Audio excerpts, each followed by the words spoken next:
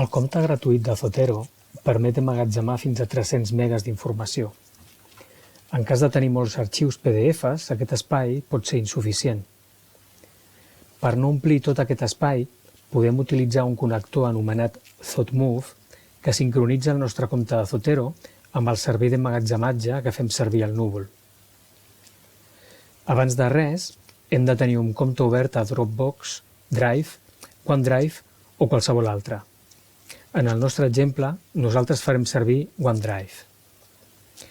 A continuació, des del nostre compte de Zotero, hem de desvincular la sincronització local. Per fer-ho, anem a Edita, Paràmetres, Sincronitza. I aquí desmarquem les dues caselles de l'apartat Sincronització de dades.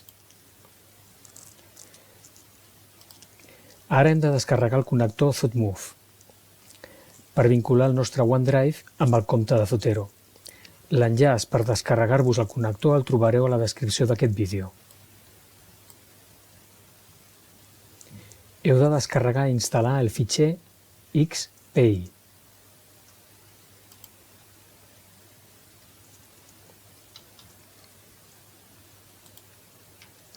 En el següent pas, hem de vincular el fitxer ZotMove i Zotero.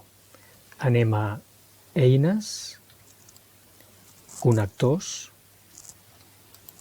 i des de la rodeta aneu a Instal·leu plugin des d'un arxiu.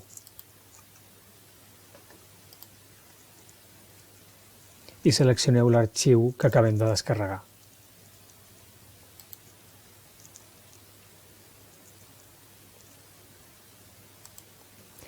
Per últim, la vinculació de ZotMove i OneDrive, i es fa de la següent manera. Edita, Paràmetres, ZotMove. En l'opció de directori, hem d'indicar la ruta cap al nostre OneDrive i marcarem les 3 caselles següents per permetre que els nostres arxius gestionats per Zotero vagin a emmagatzemar-se a la carpeta de OneDrive. Per últim hem de vincular Zotero i OneDrive. Anem a Edita, Paràmetres, Avançades, i d'aquí tornem a triar la mateixa carpeta.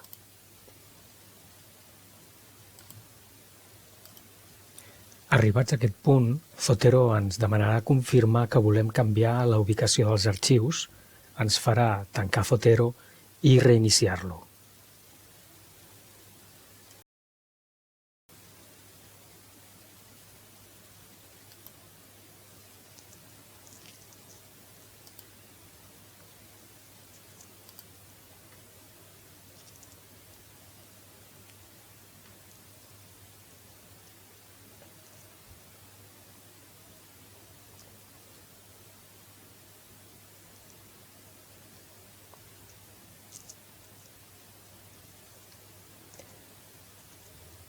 A partir d'aquest moment, tots els arxius que introduïu a Zotero es deixaran al vostre OneDrive i estaran enllaçats al vostre Zotero, ocupant espai només al vostre servei d'emmagatzematge al núvol, no al vostre gestor bibliogràfic.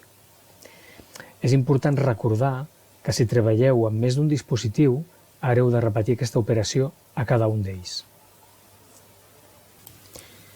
Com a exemple, podem incorporar un nou document. Per exemple, posem Mondoe, és aquest d'aquí, i si us hi fixeu, m'ha afegit el PDF, però ha canviat la icona i ara és el logo d'Acrobat, però amb un enllaç. Això significa que la ubicació final de l'arxiu no està a dintre del nostre gestor, sinó que està en el nostre OneDrive.